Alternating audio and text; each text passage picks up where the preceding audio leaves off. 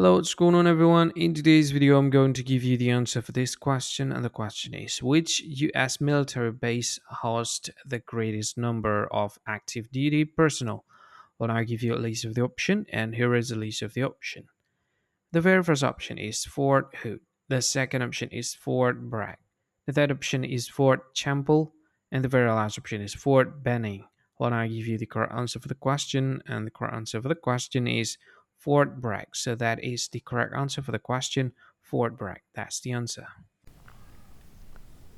Hi, thank you so much for watching this video. If you find this video is very useful, you can help this channel to grow by subscribing this channel.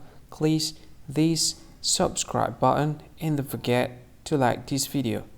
And if you find this video is not really good, or you don't really like this video, or you kind of feel that it's a little bit offensive or something like that, you can click this one, dislike button. You can do that anyway.